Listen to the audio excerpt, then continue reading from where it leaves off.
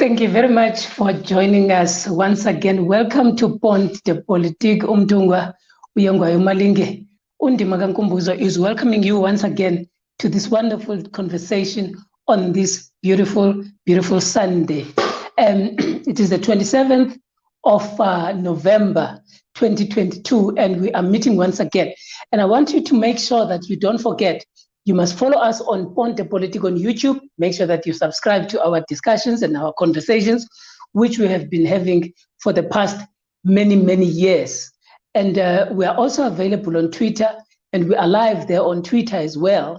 We are also live on Facebook and Instagram, and lastly, on TikTok. We need all of you to ensure that you're taking part and parcel in our conversations. So if you are having anything that is relating to this conversation or any other matter that you want to talk to us as Pont de Politique, make sure that you are part and parcel of the conversation. Umtungwa Uyongwa Malinge, undima Kankumbuzo uyanamkela kwakhona kuleni nkqubo yanamhlanje. And I want you to ensure that you are participating in this conversation and in this discussion. Our topic today is the new Afrikaner politics, a lecture. Before I can go anywhere with this conversation, I want to ensure that, and I want to talk to my to my viewers that majority of the work that has been done, that is going to be presented in this conversation today, was with the assistance of my many Afrikaner friends who are part and parcel of certain organizations. So the information that is going to be discussed this afternoon is well-researched information. It is something that I really would like majority of the people who are participants of this online platform, that they will use it, they will understand it, because it is an important information. Let us immediately move, and the backdrop of some of the conversations that we will be talking about over the past week, we have heard or we have seen a case being opened against a certain Afrikaner lady who had called black people or black men pit bulls. There was a case that was opened against that lady. I think it was laid by the deputy president of AZAPO, and also there was an issue that was in the public domain around the Afrikaans language from Charlize Theron, and other matters that were being in the public domain. So if there's any other thing that you might remember that you would want us to know relating to those issues that are involving Afrikaner children or Afrikaner people, you can send us a message or a comment on either on our Facebook page or on our YouTube channel, whichever platform that you are watching with us. Even on Twitter, you can send us a comment. But what has been the big one has been the one that has been taking place between Solidarity, a union that is linked to Afri-Forum, that has taken Dis-Chem to court. Dis-Chem had written a memorandum, a poorly written memorandum regarding a moratorium of employing or employing white males. So then Solidarity threatened to take this department, this Dis-Chem pharmacy or Dis-Chem group to court, and this has been taking place since October. And Dis-Chem did not withdraw the moratorium, but they withdrew some elements of the document, because it seemed as if the document was poorly written. Ne? So there has been these conversations that have been taking place around issues that are involving Afrikaners. Those are the recent ones. Over the past few years, There was an issue of kiss the Boer or kill the Boer, whatever that Julius Malema was engaged in. There was also the issue of an Afrikaner policeman that was claiming assault against Julius Malema, and all those other elements. So we are going to be talking about how do the Afrikaners specifically engage in politics, and we are calling them new politics. And you would see and you will note that the majority of the conversation, it would seem like it is a lecture because it is a well-researched information that is going to be presented here. So please bear with us, but continue to watch with us. So originally, Afrikaners was a label given or adopted by an African-born non-whites with mixed heritage in the VOC-controlled Cape of Good Hope. So if you read the history of South Africa, you would know the involvement of the VOC in the Cape of Good Hope. It was a surname also of Oorlam Barstas. Oorlam Barstas was the progeny of Oudram Afrikaner. That means now the prodigy of Oudram Afrikaner, who now reside in Namibia as an Afrikaner clan. So there's an Afrikaner clan there. Eventually, however, the Dutch, French, German settlers, known at different times by different names like the Burgers, Voortrekkers, Boere, would take the name African or Afrikaner for themselves. So you had this mixture of these people who are coming from Europe, Dutch, some of them are Dutch descendants, some of them were French descendants, some of them were German European settlers. They were known with different names at different times. And they at some point they were called Burgers, at some point they were called Voortrekkers, at some point they were called Boeres, and some of them they still want to call themselves Boere, like when they say a Boere maak 'n pla.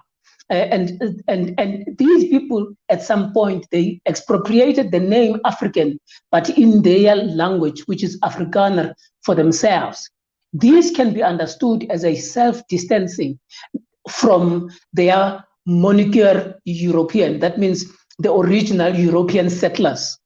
Because what you would see here, you can understand it, that here are these European settlers, they come to South Africa, they invade the place, they take the land, they steal, they kill, and all of those things.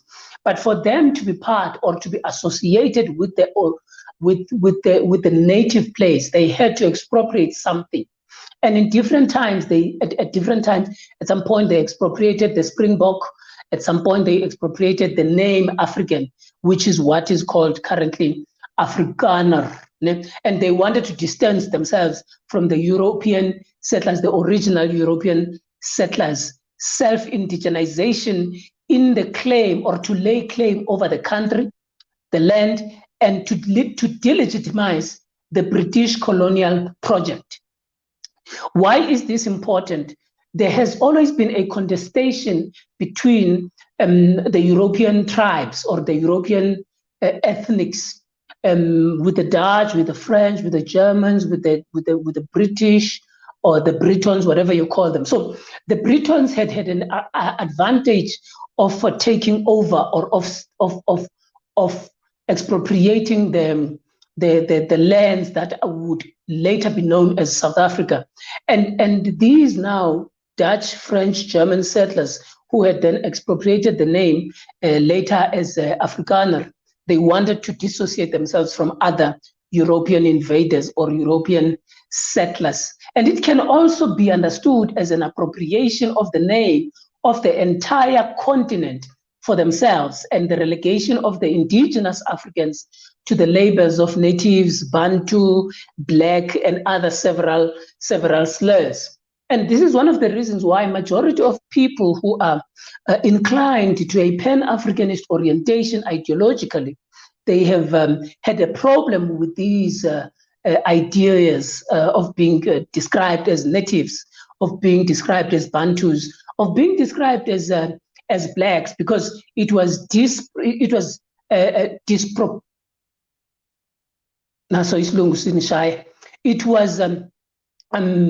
removing the African from the African connection between the continent itself and the land with which they found them in. So if there's anything that one has to understand about this expropriation of the name African by the Dutch, French, German, European settlers and invaders, was that they were then taking over of the African continent, at the same time pushing away the African indigenous people from laying the claim of the continent. So these white Afrikaners, now this is now the change, you can see the change. Now these white Afrikaners, which is white Africans in their language. Now this white Afrikaner identity was born out of two oppositions. One, the British above, and the native below. So here you find that the native in this instance is the indigenous African people, whether you call them the Khoi, the San, the Xhosa, the Sotho, the Zulu, the Tsonga, everybody who is, including any other person who is an indigenous African. So there was then this hierarchy that has taken place, that the British were above, then the indigenous people were below. Now there comes these white Afrikaners in between that wanted to expropriate, that occupied this particular level in the development of this so-called white Afrikaner. Now after the transition, that was the historical aspect. Ne? Now, after the transition to democracy, now this is 1994. After 1994, then there's a democracy that has been outlined, and there is all these things that were put in place as a democracy. The Afrikaners, therefore, lost their privileged political status as first-class citizens after they had installed apartheid from 1948. So the Afrikaners from 1948 became the first-class citizens. But after 1994, they had lost this privilege as a first-class citizen to the formal equalization. The Afrikaners call it gelijkstelling of the Constitution's Bill of Rights. Now, it is fruitful to think of the end of formal apartheid, and we use these words knowing very well that for some people, apartheid has not ended. And this is some of the things that we will want to unpack at a later stage. So it is fruitful, it is helpful to think of the end of formal apartheid as a crisis to the Afrikaners.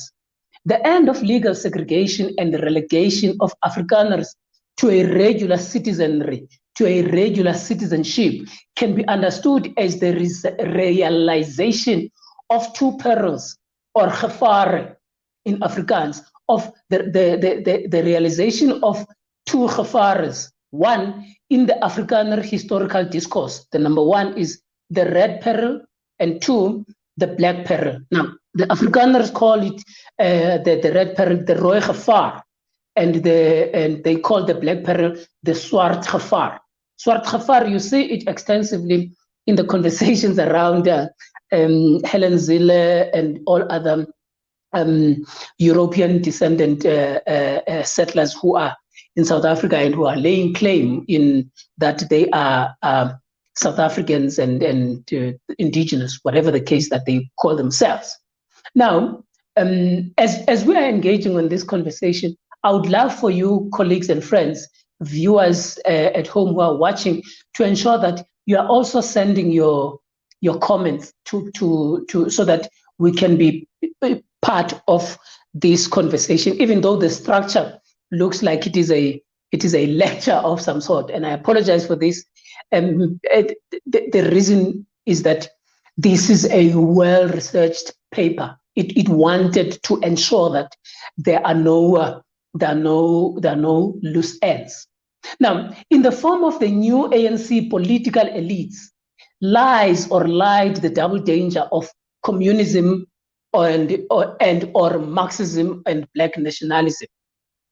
So this swart gevaar of the Afrikaners who had lost these first-class citizens, they saw that in the ANC there is this double danger: the Marxists and the black nationalists, or the communists and the black nationalists. Now, the new British elites of the opposite identity scheme as well. That is, now there was the new elite, and in the form of the equalization lied the realization of the swart oorstroming. That means the black swamping. So here you've got these developments that are coming, these crises that the Afrikaners are experiencing post 1994, when there's an introduction of the democracy. And I'm saying this, it's around 1994 up until 1996, and you will see why this is an important timing and an important framing. So on one end, you've got this problem of the Marxists and the black nationalists, and on the other hand, you've got this British elite who are bringing in an oppositional identity. So the Afrikaners again are finding themselves in liminality, if one were to say that, in between these two. Remember, earlier there was a native below, there was a British above. Then they occupied this space. 1948, they overtook, the British took over, and they became the first-class citizens. The British got involved with the ANC to fight against the Afrikaners, with the guise of acting as if they are claiming against the apartheid, when actually they wanted to maintain imperialism and colonialism and coloniality. This is what we've seen with Cyril Ramaphosa laughing out loud in the British imperial home, where he claimed, with falsity by the way, that the Queen of England fought apartheid, and he did not expand as to what was the reasons why the British Empire fought apartheid in the way that they did. They fought apartheid in the way that they did to ensure that they wanted to subjugate the Afrikaners and also the indigenous Africans. So they had no interest of the Africans in the fight against the apartheid, but it was their battle against the Afrikaners. That is the Dutch, French, German crew that had joined to expropriate the name or the identity Afrikaner. Now, so there were these two dynamics, this crisis for the Afrikaners.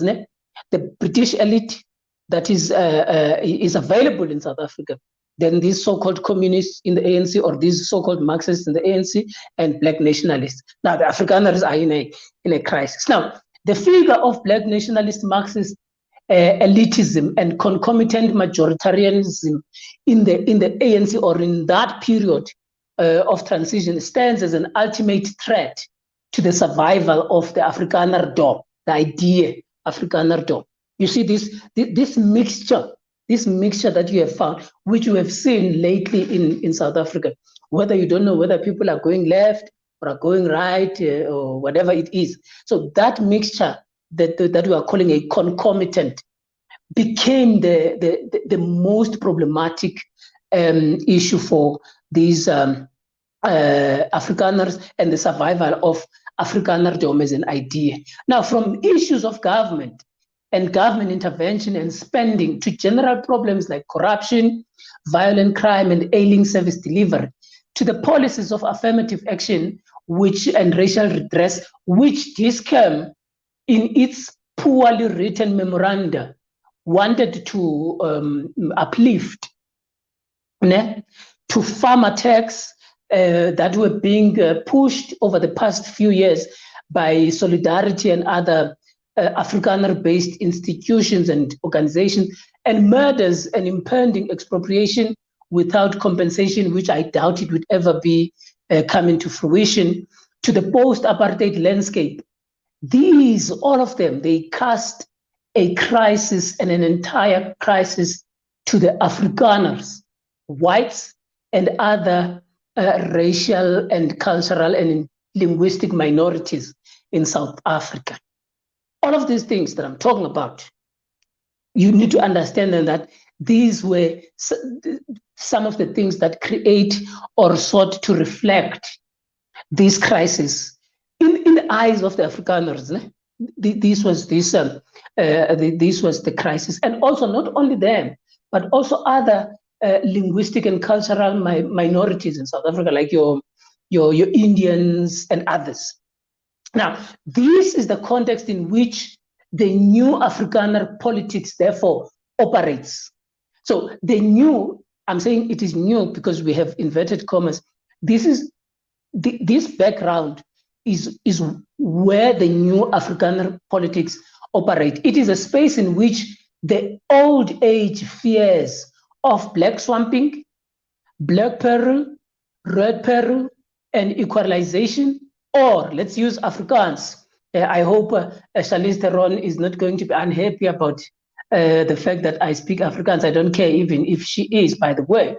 Swart oorstroming, swart gevaar, rooi gevaar, and gelijkstelling have been realized. So these are the elements with which this aspect of the new Afrikaner politics operate at. Please make sure that you do make an interjection, an input and a comment or an inquiry on what we are talking about. We will be able to take those calls. We are in a conversation about the new Afrikaner politics that have taken shape post-1996 after the adoption of the South African Constitution. Now, before delving into the common features that bind the new Afrikaner politics, I want to show you I want to differentiate between the Afrikaner politics and the more general politics of whiteness in South Africa. Understand this. I'm not going to explain the issue of whiteness. One of the episodes that we did with the deputy president of AZAPO, yes, there was a thorough explanation of whiteness. So we're not going to be delving on that. If you want to go back to it, just go and check some of those. So we must differentiate between the two, the new Afrikaner politics and the more general politics of whiteness in South Africa. So the latter is less specific. Whiteness is less specific, and it cannot be pointable. It's not pinpointable and does not even require white bodies to carry it out. Think of I made an example of Cyril Ramaphosa. I made an example of former president, also Jacob Zuma. Look at how the ministers, the presidents, the head of states in South Africa, who would want to go and promote these whiteness politics. Look at how the Kolobeni matter is taking place. Look at how the ANC elites are operating in their politics. Look at them. And the politics of parliament. Look at the politics of oppositional parties. Look at the type of society that we are in South Africa, and the type of politics that are so frustrating for the majority of the people. Politics of whiteness do not require white bodies. They even utilize black bodies, as we have currently seen. So you can't pinpoint it extensively. It needs a person who's got a greater eye of political analysis, historical understanding, philosophical conceptualization, and other ideas. So, but on the other side, the Afrikaner politics is also different to politics performed by the likes of the Democratic Alliance, and maybe what else? No, they are different to the politics of the DA. Let's stick to that. Now, but Afrikaner politics is a particularistic way. It is particularistic, but at the same time, it rejects universalism. Universalism is, you know, that thing of homogenization, universalism, that we must accept because the world lives like this, therefore we must all live like this. So, you know, when you say university is one. So anything that comes from whoever defines it, it is universal. The Christian dogma uses also that universalism. And also, the last week we spoke about politics, and I told you about liberal politics and their universality and universalism. So that's what is universalism. It does not allow, universalism does not allow the other ideas to flourish within that particular society or state of discussion. South Africa is a universal society, even if one would claim that no, it is not. It is a universal society, even though that you've got different, they will tell you about diversity. There's no fucking diversity in this country. This country is a universal country. It is homogeneous in its very nature. Now, the Afrikaner politics are particularistic. At the same time, they reject and they reject this universalism, while liberal and historically English-speaking politics, which are represented by the DA or which have been represented by the DA for most of the time, and now I think they are represented also by the Action SA and other things that are available. Even also they are available in the former liberation movement as undertones. So you must also maybe somebody can take me to task with that. So while liberal and historically English-speaking politics favors universalism and race blindedness, if you think I'm lying, remember when the likes of Herman Mashaba, the likes of Musimaimane, and all these other political parties that have emanated, which want to run away from the aspect of the race orientation of the indigenous people, not because of any other thing, but because they were brought into the race discourse or the racial discourse by the Afrikaners themselves when they adopted apartheid, and also the British who had then adopted these so-called Calabars and all of that. Now, Afrikaners, in the former sense, that means now in the particularity, have an ingrained multicultural perspective of the world and the country. A multiculturalism that once governed through apartheid, but that now requires a different mode of attention, given lack of political decision-making power. So they've got this multiculturalism that they had used over the years, but it utilized apartheid. But now, because they don't have that ability to make those political decisions, or they don't have the full scale of making those political decisions, maybe they would use money to influence certain people, as I had said last week, that those who do not have the ability, or I'm not saying last week, 2 weeks ago, sorry, those who do not have money have been buyable, have got price tags. So there is some element of how they influence their decision making. But let us, for the purposes of this, they've had a limited or a lack of political decision making. Now, some would ask me, why would you then say, when you are using these historical perspectives or these historical understandings, why would you say these are new Afrikaner politics? We are saying they are new in the sense that their political activism and discourse and discourse of actors that effectively identify with Afrikanerdom or Africanness, rendered in its historically white settler terms as a political end. So I mean the political activism and discourse of those that effectively identify with the ideas of Afrikanerdom and Afrikanerness, understood within the white settler terms as a political means and a political end. Now, by tracing its post-1994 operations, I specifically home or put zoom into organizations that regularly identify or who are regularly identified with these new Afrikaner politics, those for whom a substantive and central concern for the preservation of Afrikanerdom is the state of political code. Not included in this discussion is the Democratic Alliance, because we have already placed the Democratic Alliance in the politics of whiteness. And you will understand why we are saying this, because the Democratic Alliance has got this universalist outlook that nevertheless goes to the same objectives of whiteness. To an extent, to some extent, Afrikanerness or Afrikanerdom, but it does not make such a stated goal. So DA does not say it explicitly, but the goal itself is whiteness and Afrikanerdom. That's why there was a contestation between them and the DA and who is this? The Freedom Front Plus. There's been a serious fight between the two. They don't state it, but they do it.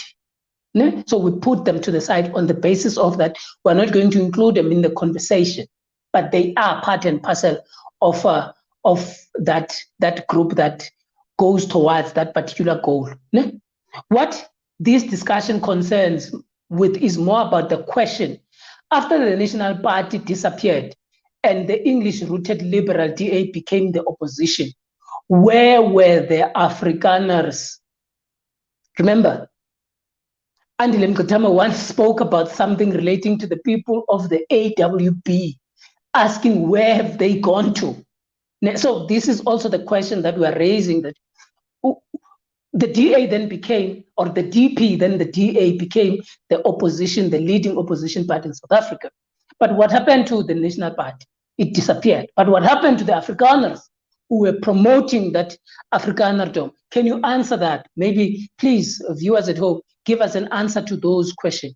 But what we are more important are interested in is what happened to that ethno-cultural Afrikaner politics beyond the Freedom Front Plus, which is a minimal share of seats.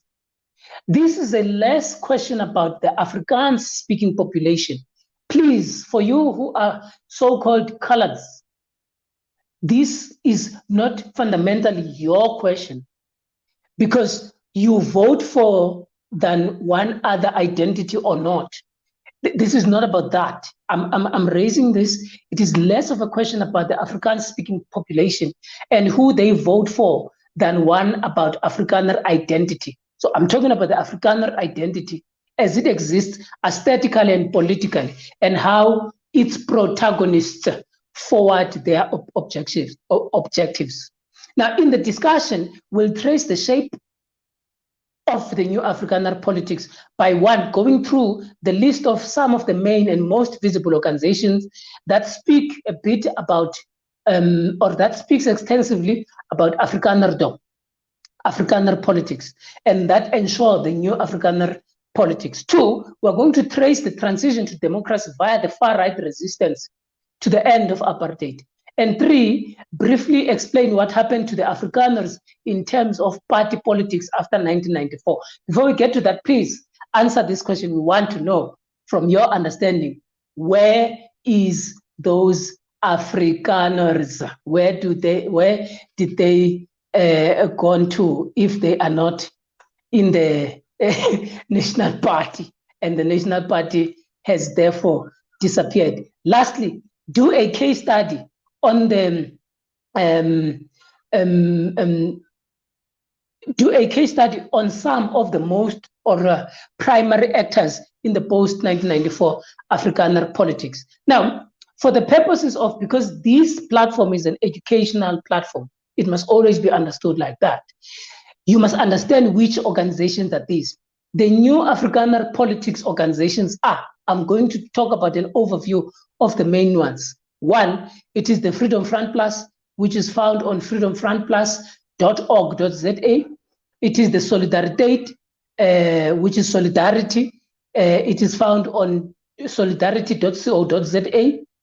You've got Afri-Forum.co.za. It's available on all these websites. You've got Taxpayers Union, and you've got Oranje organization. You've got Kleinfontein. You've got Beter Reinders organization. You've got Commander Corps. You've got Saidlanders.organization. You've got Boerelgin, that is now organization, and you've got Aviebier organizations. Just a slight information about these particular organizations, as we have done. We've started with Freedom Front Plus. In Afrikaans, it's Vryheidsfront Plus. This party is immediately the first one that comes to mind when thinking of the Afrikaner politics, the new Afrikaner politics. It was formed in 1994, barely a month before the watershed elections of the fourth largest party, of the 1994 elections, and it became, after the 27 April 1994, the fourth largest party at the 1994 elections, strangely above the PAC, which had the majority of African people supporting it. But nonetheless, there are other reasons that could have caused that. So it became the fourth largest, and it had over 2% of the vote at the time. Now, Freedom Front Plus parliamentarians are known for speaking Afrikaans in the National Assembly. You sometimes hear them, the Akbar, whatever Akbar means, I don't even know. But they are known for that and defending generally white and more specifically Afrikaner interests. They were the only party that opposed the stricter BEE Act in 2013. They want farmer tax to be declared a priority crime, and they strongly oppose what their website calls the ANC propagandistic lies around the history and land ownership in South Africa, close quote. So this is the type of an organization. In standing for Afrikaner interest, they support all communities internationally recognized. I mean, they all communities that are internationally recognized right to self-determination, and they promote the right to self-determination for any community bound together by a common language and cultural heritage, close quote. But with this promotion, they don't promote this self-determination when it comes to the African people in relation to the land question. Two, you've got solidarity. It's called Solidariteit Beweging. The next new Afrikaner political entity is the Solidarity Movement. The Solidarity Movement is a network of organizations all geared towards promoting and building a future for Afrikaners in which they will be free, safe, and prosperous. Solidarity Movement, or the Solidarity Movement, comprises of more than 17 organizations. Some of them, they include media outlets, Afrikaans education institutions, including a private institution, that is private university that is being built just there in Pretoria. They've got a publishing house. They even have more sub-organizations, with the most prominent of these being the trade union Solidariteit, and even more known, Afri-Forum. So the Greater Solidarity Movement network of organizations stands as the largest Afrikaner organization in the country, in South Africa. And they claim a membership of about 500,000 by including family members in that count.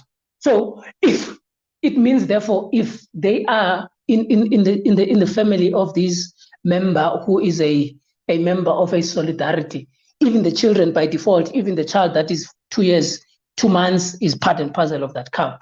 Now, very similar to the Freedom Front Plus, the SM is also geared towards promoting self-determination at a level of communities. That's where the difference is. The different to the Freedom Front Plus, the Solidarity Movement operates in a civil society form, and it says it has no political party component. Instead of vote seeking, the organization Afri-Forum, and to a lesser extent Solidarity, plays the publicly agitative role that antagonizes the government and also the broader elitist establishment. They use the courtrooms, they use social media platforms like Twitter and YouTube as mediated stages upon which they appeal to Afrikaners. If you go to their organizations and you go to their website, you will see what I'm talking about. And they appeal to also white minority, and they appeal to minorities also in general, and even ordinary South Africans, though Afrikaner cultural identity. The preservation and promotion thereof and the interests of the Afrikaners are their paramount concerns for Afri-Forum and the Greater Solidarity Movement organization. There's a lot more to say about this, but And the fact that people tend to speak about Afri-Forum and keep the conversation revolving around just one part of the organizational movement, for me is troubling. Even if it is the most visible and attention-grabbing part of the solidarity movement. Ne? But later on, we'll go further into the operations of the solidarity movement.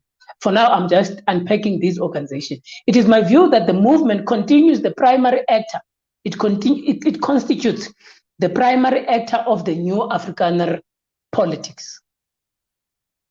Remember, I spoke to you about DISCAM, I spoke to you about solidarity, I spoke to you about the moratorium and solidarity. They are taking them to court, social media, and all of those things. So these are the stages with which special solidarity movements operate at, and these are the stages and the tools that they use. Now you've got then Oranje Beweging.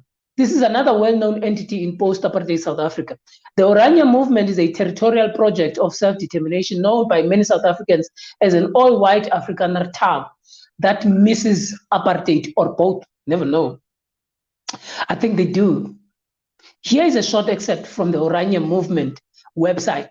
I quote, in the 1980s, with the new constitutional dispensation, that means talking about the tricameral parliament, which was adopted in 1981, and the realization that the old apartheid and homeland policy no longer worked, Prof. Karel Boshoff, Dr. Chris Jooste, and others within the SABRA increasingly had an idea of their own Afrikaner nation state as an alternative to a multi-ethnic and eventually Black-dominated South Africa, close quote. Do you see the background where Oranje comes from? They don't want any multiculturalism. They don't want any understanding of being led by a Black-dominated South Africa. They don't want that. They miss apartheid. There's a lot of attention given to this multi-ethnic and eventually Black. There's a lot that has been given to this to this Oranje place. Rightly so. It's important. People must look into it. It's dangerous at the same time. But an interesting thing to note is that the all-white character of the town and the context of its founding makes it one of the first projects in South Africa where whites built their own thing, having relied on slavery, indentured laborers, and migrant labor, farm workers, and other forms of exploited Black labor in the post and still now apartheid South Africa. So the end goal of Oranje is the realization of the Volksstaat. Quoting again, it was decided that such a state would only be viable in the sparsely populated and Afrikaans-speaking northwestern part of the country between the Orange River and the West Coast, close quote. The example of the establishment of the Afrikaner state was the establishment of Israel through mobilization, fundraising, idealism, establishment, that means idealism establishment, development, and own labor. Look at how Israel was established. Look at how Israel was established in the Palestine territory. And that's how Oranje was established here in South Africa. This goal is still very much on the cards. And Article 235 of the Constitution, which refers to the right to self-territorial determination, will likely constantly be brought up by Freedom Front Plus in Parliament and other organizations that speak to this, which are having the interest of this so-called Afrikanerdom, which have solidarity movement supporting Oranje as the nucleus town and the environment with which where they will begin to grow or where they are beginning to grow in relation to the future movement, which is what they are trying to achieve. Other movement is Claimfontaine. Many of you don't know about it. It is a cultural community. It is lesser known than the two outfit. It is here in the east of Pretoria. Their mission is to turn the property in its possession into the living space for the freedom-loving members, to develop the Boer Afrikaner people, where they have all their facets of their peculiar national existence, which they have Christian faith, language, and culture, most importantly, be able to live freely and unhindered in locally prosperous economy based on Afrikaner labor, close quote. The keyword is unhindered in how they define themselves. If you look at how the east of Pretoria is occupied by the majority of people who are selling houses, the people who are selling houses in this part of the world, is that they are more Afrikaner orientated. They are more Afrikaner orientated, and even the cost of those houses become a little bit high. So there has been. Let's stop here a little bit and let us engage some of the questions that are, the responses that have been put here in place. We see Sivuile Maweni, who says the National Party joined the ANC. Remember Martinus van Schalkwyk? I'm sorry for the misspelling. Also, Botha, the other Botha, not the former prime minister, joined. So he says, this is how we are responding to the question that I raised, that where did the Afrikaners who were in the Freedom Front Plus, who were in the National Party, went to? So as I was saying, if you look at some of the areas and the people who are leading into selling the houses around Pretoria and in the east of Pretoria, the majority are Afrikaners, and I'm sure they are using these organizations like the Kleinfontein and others to ensure that the so-called Swart Gevaar is not involved in buying those properties. There's Beter Reinders. It's an Afrikaner youth movement whose leader is Devon Wolfmeyer, the son of musician, that is, he is the son of the musician Steve Wolfmeyer. He's the great-grandson of a prominent leader of the Brandwag, an Afrikaner Nazi outfit.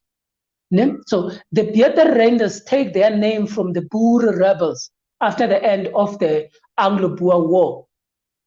Some people are incorrectly referring to this as a South African war, but they take their name after the Anglo-Boer War. And they recast their mythos of rebellion in the contemporary time. So they are rebelling against what is currently happening. And you'll often see them, the Beter Reinders attend counter protests and facing off with the EFF. You know, when the EFF is there contesting and protesting, these are Beter Reinders who are normally there. They are not Solidarity, they are not Freedom Front Plus, but they normally are Beter Reinders. They don't seem to be doing much more than standing around. Their presence and choice of self-preservation is something to keep an eye on. So you must be careful about these organizations. So I spoke about a few of them, and they are an important thing, because it is good to understand how do these organizations and what is their outfit. Now let us dip into the more commando style, the commando style, the ones with they've got military orientation, military type. You've got the Seidlanders, Commando Corps, Boerelegio. These organizations are all civil defense orientated, and all of them are to the extreme right. Even they are far right to the Solidarity movement that you are always knowing. It is good to think of them as the new commando system. You know the commando system? Go and check, go to Google and understand what is the commando system. In the days before the Union of South Africa, commandos were a militia-style outfits that rode horses, brandished guns, and essentially terrorized any indigenous African and Black person who was in their land. If you look at the statue of Paul Kruger, or the other statues that you find in South Africa today that are representing, some of them are in the Union buildings, some of them are in all these towns. Those people who are there carrying guns and riding those horses, they are the example of, they were part of the commandos of the Afrikaners. So those are the type of people. Some Griquas and other indigenous groups were also recruited by settlers into the commandos, and the commando style system can be thought of as the earliest form of what is called private security. Have you looked at this private security in South Africa? It is the largest It is even larger than the police force, with the army included. Yeah, the things of this country. So, Landers is an emergency plan for the coming revolution. You must understand that. Their website is something to behold. You need to look at them. You need to understand them. They work to create fear of New South Africa in the hearts of their audience. So they want to say that, remember the Swart Gevaar, the Black Parrot, they work along those lines. And there are rumors that Landers have access to a huge arsenal of weapons stashed somewhere in the Cape. There are rumors about that. Be careful. Check it out as well. There are also a number of former SADF, that means SADF members and South African's police deans, SAP members in the Landers. Boer Legion, on the other hand, and Commander Corps offer training camps for the young Boer flock to learn how to defend themselves. Important to note, in a bid to gain some legitimacy, Afri-Forum has even come out to condemn them for their hateful training camps, showing splinters within the Afrikaner fold. Is it true? Is it are they honest about that? We don't know. Senegal, do you remember Senegal? What happened in Senegal in the Free State is one of the events of history where we saw, if not all of these organizations showing up and supporting Brendan O'Neill and to counter the protest of the economic freedom fighters. Please go check these videos of this day and see the visuals of the new Afrikaner politics when it rises and united, and you will be concerned. I know that the majority of the ANC people or the ANC governance structures don't seem to worry about this, but ordinary people should be worried about what this type of politics are taking place. Look at those videos, take the time, and you will see what the new Afrikaner politics will do when it rises and when it is united. There are more new Afrikaner organizations, some with deeper pre-transition roots, like the AWB, and there are also other personas like Steve Hofmeyer, Dan Rood, and even notorious racist towns like Ventersdorp, Klerksdorp, and so on. This list is by no means exhaustive. They are not the only ones. But what we want to do is to attempt to include the major ones that are spoken of and those that we feel like they stand out clearly for Afrikanerdom as a political imperative in the post-apartheid dispensation. Ordinarily, our conversations, they end at 7 o'clock. So because I feel it is important that this conversation, we must speak about it, and we must ensure that majority of the viewers are able to understand. We're going to extend our time a little bit further. Please bear with us. Make your comments, make your questions, review our inputs, and show us where we are probably might be incorrect. We are available on Twitter, we are available on YouTube, Facebook, and all other platforms that are social media orientated. The idea behind this conversation is to give you a consciousness and an understanding of how these organizations operate and how does therefore the new Afrikaner politics operate. When you go to December and drink your lungs out as an African indigenous people, understand that there are organizations that are working outside. When you go to the conference of the ANC electing other people whom you think that they will be better placed, think about what other Afrikaners are doing in South Africa. I see that there's a person who says kudos for the extended time. Thank you very much for that, and I hope everybody is in the same spirit. You can show your sharp or your heart. You can like what I'm saying. We are able to see that. We see your likes. We see all your comments as well. Now, there was the transition, a far-right perspective, the transition. So the far-right perspective, how they viewed the transition, how they viewed the transition to the democracy. Right-wing opposition to the National Party's decision to negotiate was immense. It was big. It was huge. But elements in the National Party, along with the spooks of the NIA, do you know the NIA? The NIA began the process of negotiating with the ANC. We say elements, not everybody, because there was this disagreement within the Afrikaner people. Both they did the negotiations with the ANC in Lusaka and others with Mandela in prison, in Victor Verster, not in Robben Island. He was not in Robben Island. Please, it must be understood that the negotiations with Tatu Mandela did not happen when he was in Robben Island. They happened when he was in Victor Verster prison from 1981. He left, I think, Robben Island around 1980s, beginning of 1980. So all of these following hectic sanctions, the impending end of the Cold War that was taking place, and the increased domestic resistance in the 1980s. Part of the resistance was the internal to Afrikanerdom itself at the highest level, like Frederick van Zyl-Slabbert of the Liberal Progressive Party.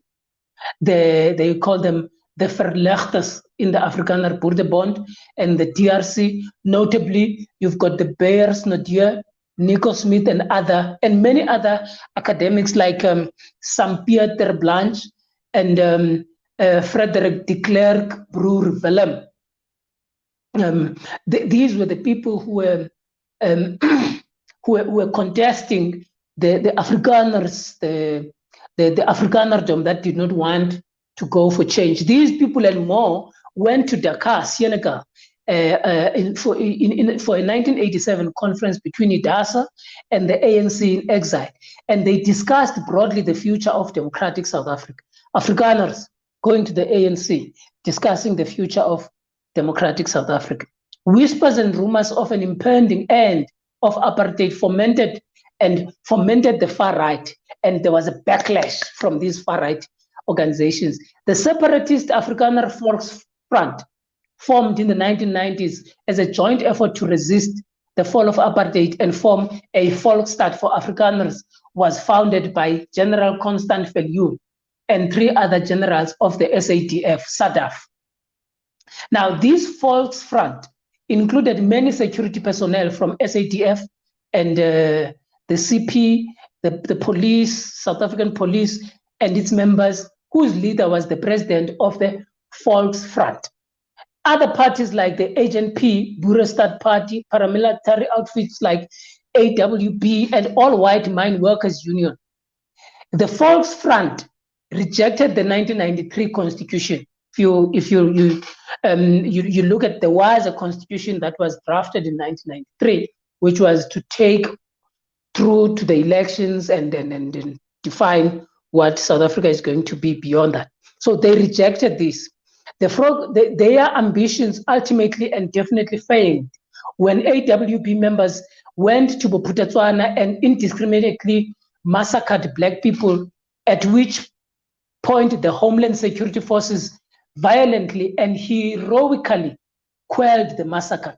If you go to YouTube, you will find there was a killing on live TV of some of the AWB members after they killed the Black people of Bophuthatswana homeland at the time. So the idea that the Volksfront wanted to achieve, it could not succeed because of these security forces of Bophuthatswana who dealt with them decisively.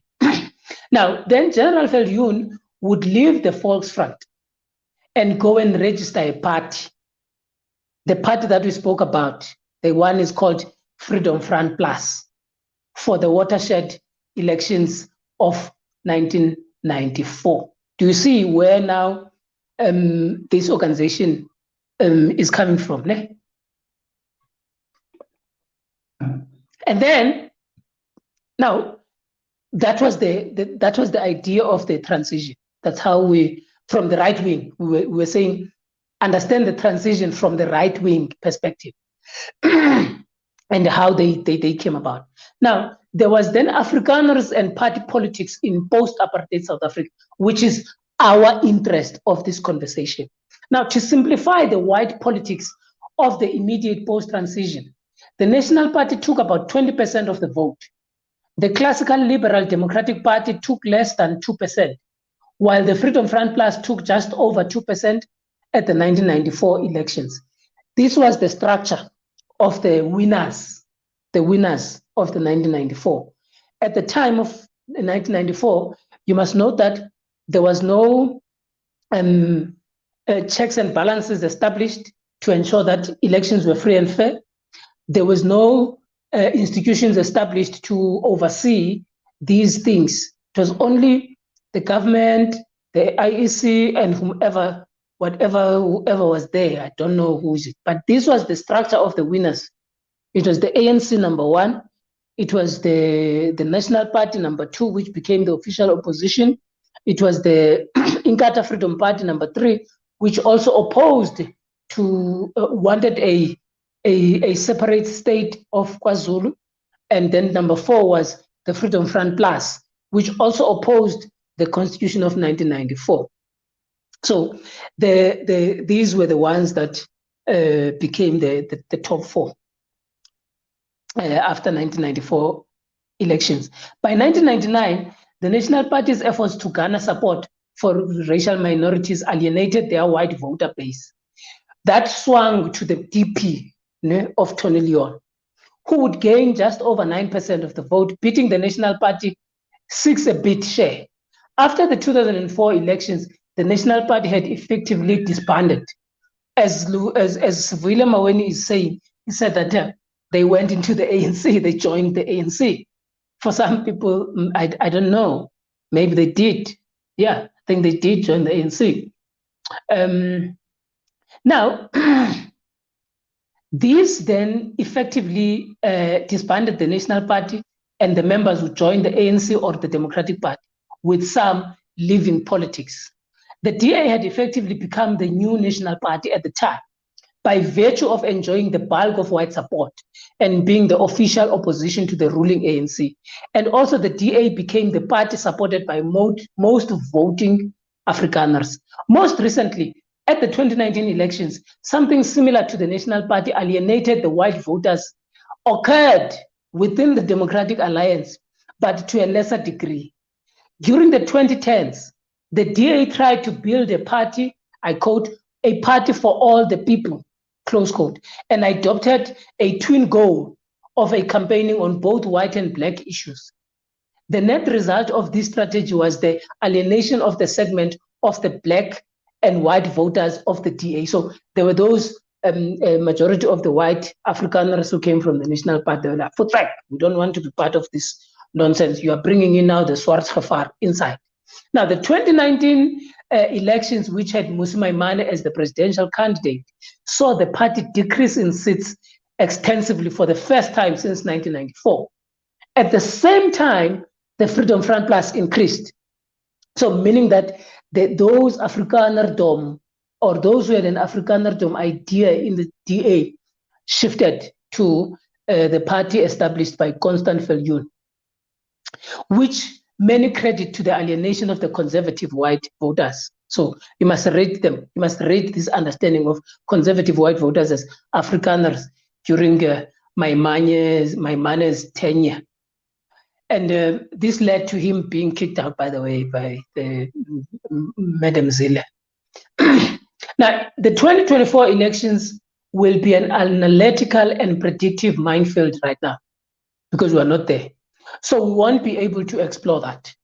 But it is important to suffice that the DA has returned to its properly classical liberal position and is targeting its historical core supporters. But on the Freedom Front Plus also will be looking to increase their vote as well with those core conservative white voters as well. So, and both will have to compete with the new Action SA, which also brings about this idea of whiteness at the same time. And there is a nativistic DA-style party the Action SA is a DA style party, but it has got a black person whose right leanings issue positions that threaten the Freedom Front Plus, but most importantly, the DA. One of the things that you must note in South Africa today is that if there's a party that can take over from the DA or from the Freedom Front Plus, is those guys in the Action SA, because they are using the style of the DA. They are also using the style of the Freedom Front Plus. They are, Dr. Makosini Khoza said it a few weeks or 3 months ago that the Action SA has got a black faces, but has got a white controllers at the back. So in terms of white politics, they have got a greater success. But more so, they will likely draw also from COPE, UDM, the EFF, and some of the ANC voters. That's what I think will happen. Now, from this short summary, we see the following. One, ethno-cultural Afrikaner party politics following the transition, largely the disappearance of the National Party, and becoming part of the wider white politics the DA is a regular associated with. But more recently, given a sort of racialized balancing game within the DA, ethnic Afrikaner politics has seemingly returned to party politics, witnessed in the seat increase of the Freedom Front Plus. But at less than 3% of the vote and only holding on to 10 out of 400 seats, this return pales in comparison to the hegemony of Afrikaners once enjoyed in South African politics. So where is the bulk of Afrikaner politics happening today? Because they are not happening in the parliament. They are not happening there. The answer is counterintuitive in terms of understanding that politics has to do with the formal government. Because sometimes these, and also this is the problem of politics definitions, especially when you use intellectual or academic style of politicking. You would have this problem of understanding. But one way to then say, so where are they? The new Afrikaner politics are waged primarily in civil society. That's where they are. Solidarity Beweging, Solidarity Movement or is the most prominent and primary actor. That's why it is fighting with this camp. That's why it took Malema to court. That's why it took Panyaza Lesofie to court. That's why it took the PAC One Settler, One Bullet chant to court. That's why they are there in the civil society space. And that's where they play. That's where they do the acting of their new Afrikaner politics. It is important to know what they do, since unfortunately most of the limelight is taken by Afri-Forum, and most South Africans are unaware that Afri-Forum is part and parcel of the greater solidarity movement. When you see solidarity movement is an umbrella. Afri-Forum is just one aspect. So when Afri-Forum goes to the front, you must know that it is going with the greater solidarity movement. It is just one part, the loudest part of a network of organization, each of which is geared towards filling a specific void in the Afrikaner community. So all these movements that are in solidarity movement, they've got specific aspects that they deal with. As we said, look at the commandos, look at the other ones, private securities, gated communities, and all of these things.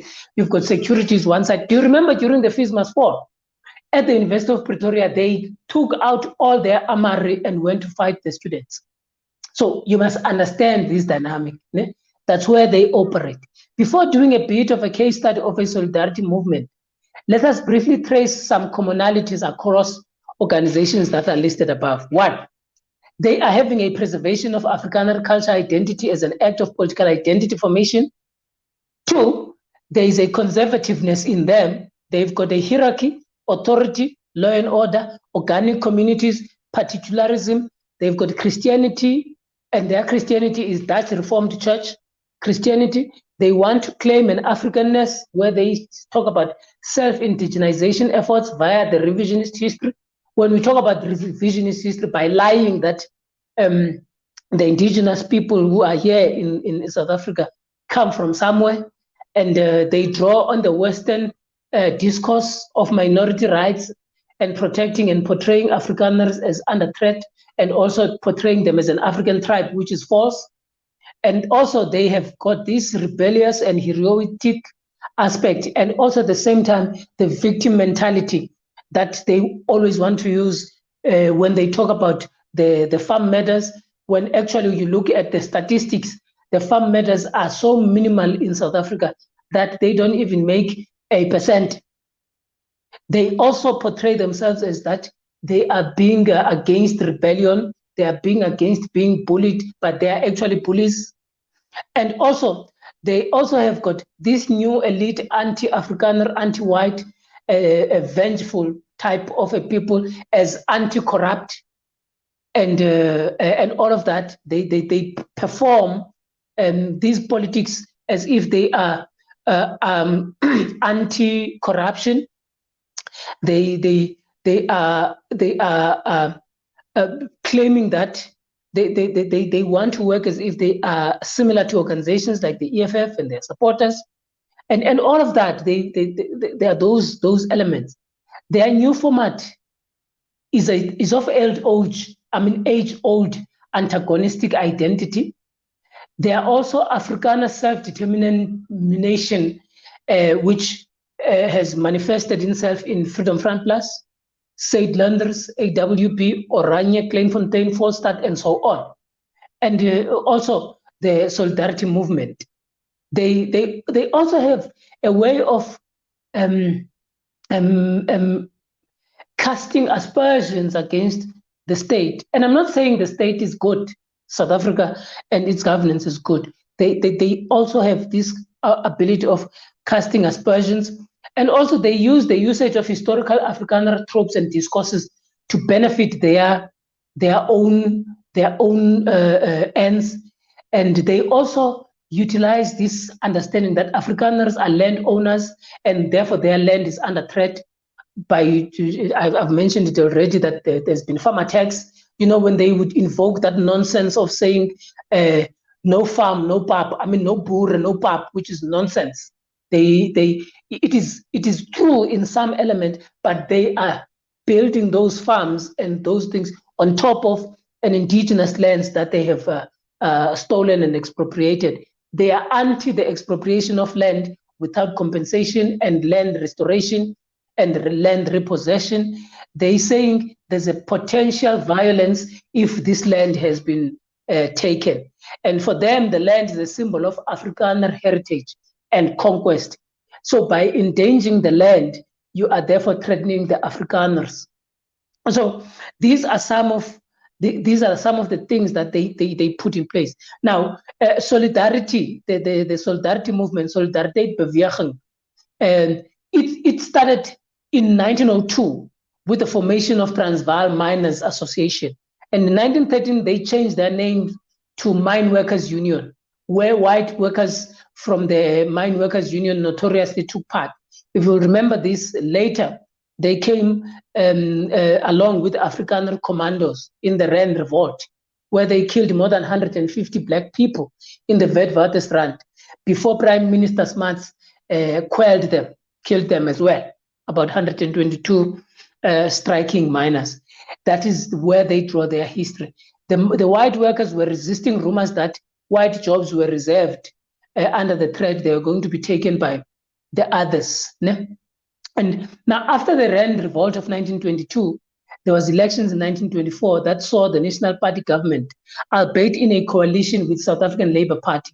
The ascendance of the National Party to the seat of government then gave Mine Workers Union amicable relationship with the party and the party of apartheid and Afrikaner nationalism. And then there was that Afrikaner nationalism beginning, that merger. Now, post-1922, it saw the incorporation, institutionalization, bureaucratization of white trade unions within the state structures, thus disarming the potential militant nature. That's where there came these things of white workers of the world unite for white South Africa. Now, the mine workers presented with a white collar problem and all of those things before the 1948. Now, this mine workers union rebranded itself as a conservative Christian trade union. And it became a Solidarność movement and openly advocated for white workers' rights. Ne? And then at some point, secondly, they sought a closer alignment with the far right-wing political parties like Conservative Party, ANP, Herstig National Party, blaming the National Party for only neglecting white working class, and all of those things. Their last ditch of the far right turn by the Mine Workers Union culminated in the complicity and the founding member of the Afrikaners Volksfront, as I had said, Viljoen of the in 1993. And then the Volksfront failed to halt the transition, and then they established what they called Freedom Front Plus, which for some it was Freedom Front Plus, but now they went back and called themselves Volksfront Plus. I don't know what is that. So their history moves from that, and now then you've got the solidarity movement, populism, how they play politics. They use the populist outlook and the rhetoric. Now, you need to understand theoretically and understanding what is that populism is. It refers to the notion of the people are being undermined, marginalized, neglected, done wrong by the elites and the broader elitist establishment. If you look at them, they use the same method as what is happening within the EFF. They use the same method that was utilized, I think, in the earlier years by the PAC. I don't know what the ANC has been using because of the nature with which of their people, but what you see in the solidarity movement is the same method that is used in the EFF. But also you have seen it with the period, the ANC of Jacob Zuma. You have seen that approach. So both these people, they always say we're appealing to the people and. So here Afri-Forum is the public voice of solidarity movement. It is also populist, but their construction of the antagonism between the people and the elites differs greatly, and from that of Julius Malema and that of the ANC of Jacob Zuma's presidency. Now, broadly, Afri-Forum antagonisms are of the post-apartheid establishment combines three aspects, three gevaars: rooi gevaar, swart gevaar, and woke gevaar. That means now those three: racial nationalists, red, black; socialism and statism, the woke leftists who allegedly support and endorse the efforts of former two, are all seen as these gevaars. The people that Afri-Forum constructs in the mediated political performance that are in crisis, we know them that they are centrally Afrikaners. But in the bid to gain legitimacy and support in light of what most people think Afrikaner politics are, Afri-Forum has extended its populist appeal to broaden the people to not just to Afrikaners, but there have been other people that have been included in, like black people, Africans, brought in. Now, figures in this solidarity movement, Ernst Woods, Carly Grill, Der German, and more, perform more towards the local and global audience on several stages. On these aspects, on these stages, this is where solidarity movement plays, and this is where it acts, and it says that it represents the people. At some point, it went to the United Nations and said, the Afrikaners are under threat, they are being killed, they are finishing. They are dying in South Africa because their lands are being taken. Now, on these stages, the things that they say is the affirmative action is a new racism. That's why they take it. They are taking Discam to court. They are saying Discam is being racist against the Afrikaners. Ne? So they use that. They say there must not be a removal of the Afrikaner symbol. Remember, I told you about the statues of Paul Kruger and other people in South Africa, which represent the commandos. So they say by removing those symbols, Afrikaner symbols, you are threatening. So they play those things in the popular discourse, in their populism. Do you understand? And the farmer tax, as I had said, they go around and say the land expropriation results in farmer tax and concrete problems and all of that. They're also saying the government has failed in general because they are corrupt, they are not producing service delivery, and they are not protecting our borders. Do you remember what they did? They went to the border, they say they are protecting the border. They don't want the illegal people from Zimbabwe, Mozambique, and all of that. And they are also raising that there are some communists in South Africa, and then the state must not depend on these Marxists and so on and so forth. So it is obvious the ideas and what they talk about and who they represent, that their core people of solidarity movement is the Afrikaner community. But since there is a stigma associated with Afrikaner politics due to apartheid and other things, Afri-Forum in particular tries to balance this pro-Afrikanerness with the shrinking stigma. Did you see what they did with the Senzo Meyiwa case? Did you see with what they did with the so-called councillors that they are bringing into solidarity and Afri-Forums and freedom? All these elements, they become part of how they operate, their politics. Afri-Forum has got a civil rights charter that presents the organization as the vanguard of all minorities to get their voices back.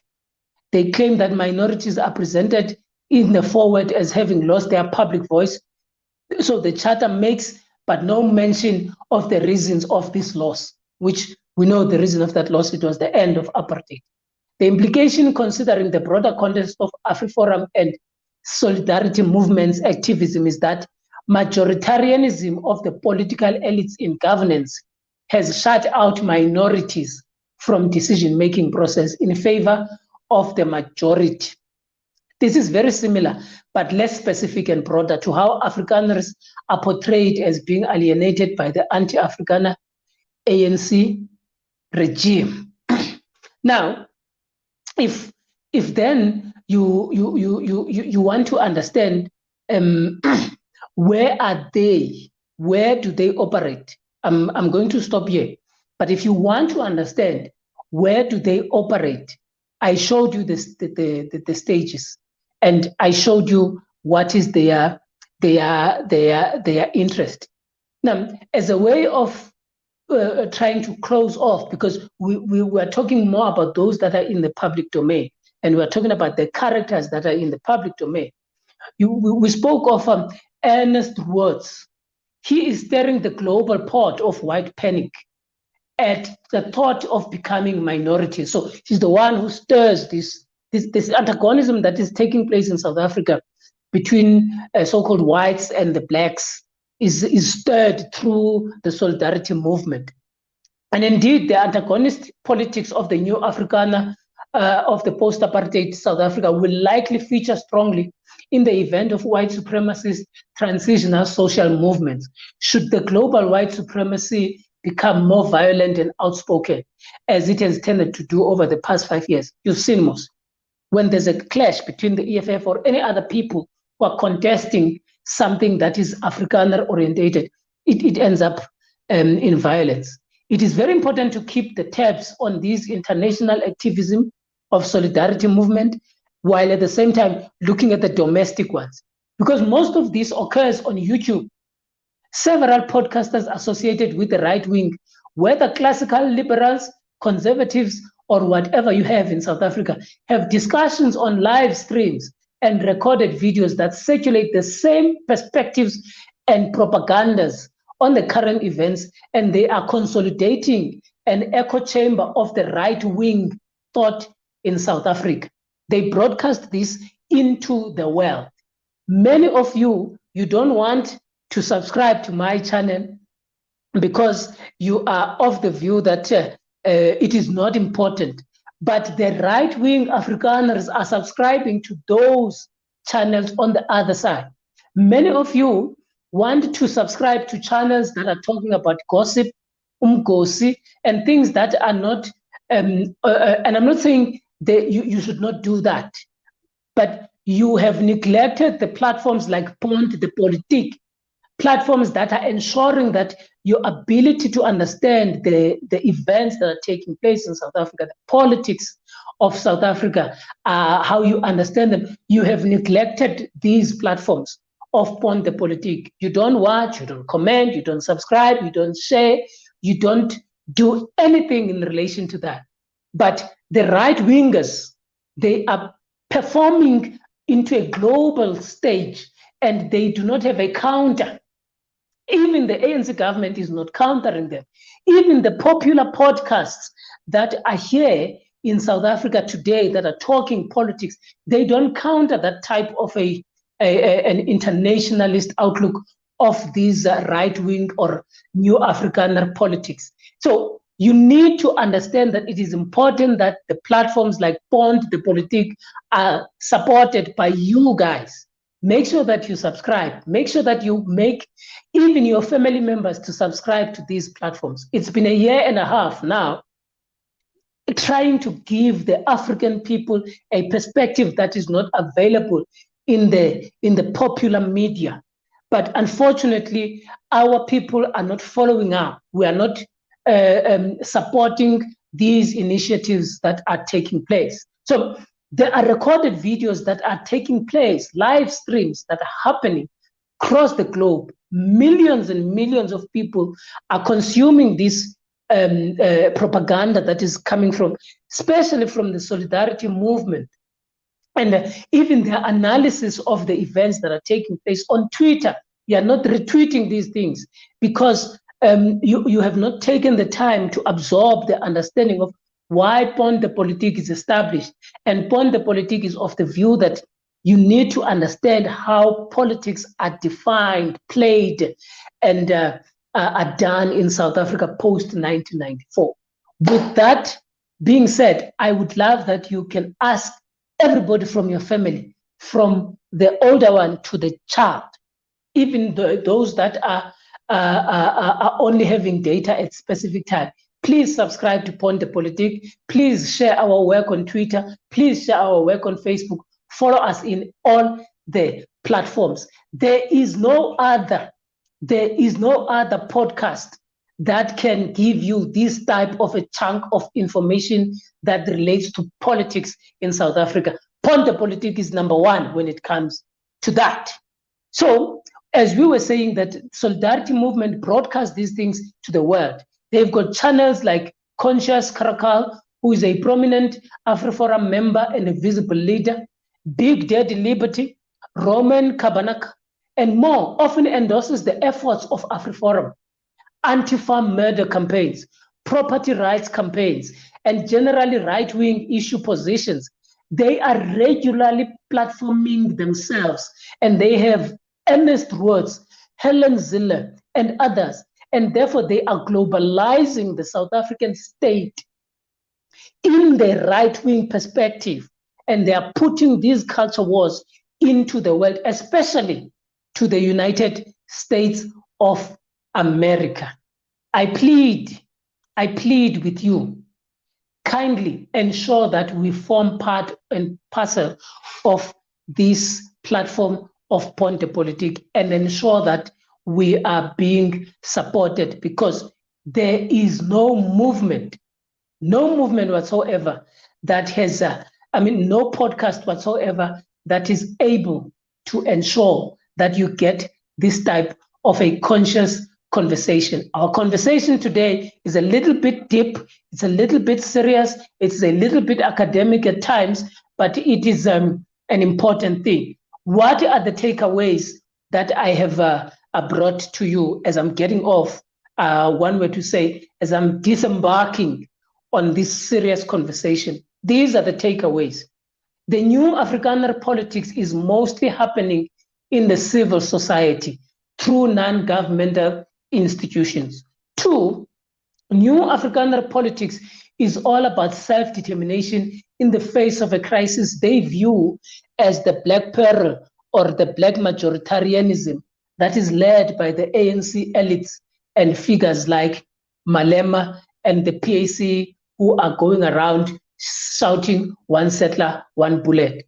3, the territorial means of self-determination are supported in different ways by different Afrikaner organizations. The most prominent of this type of territorial organization is the Oranje organization, which is supported by all Afrikaner organizations in South Africa at this particular point.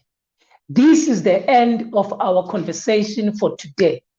And I hope that it has helped to give a perspective and an answer to the question of the new Afrikaner politics. If you do not understand these things, go back to the video, go back and look at it and see what is available, what can be utilized, what we can expand on. Engage us on this topic and ask us the questions, and ensure that you get the grip of these Afrikaner politics. And I'm not saying that they are the only problematic subgroup in South Africa, but for the purposes of this conversation, you need to understand that there is a type of new Afrikaner politics that are taking place, that are taking place in South Africa, and they operate themselves within the civil society movement. This brings us to the end of our conversation today. Umtungwa Uyengwayo Malingi, Undima Kankumbuzo reminds you again that follow us and subscribe on Pond the Politique. Share and retweet on Twitter, Pond the Politique. And like and share and copy and paste the work that we do on Facebook at Pond the Politique, Instagram, and on TikTok, we are equally available. Thank you very much for joining us. Umtungwa Malingi, Undima Kankumbuzo hopes that this has been one of the many great discussions and conversations that we had in this part of the year. We are approaching December, and some of the things that we are going to be heading towards are going to be cooling off a little bit, but we thank you for being part and parcel of our support and our follow-up. Please make sure that you're asking them, those that know, those that don't know, let them come in and subscribe at Pond the Politique. See you once again next week on Sunday on this particular platform. Thank you. Bye-bye.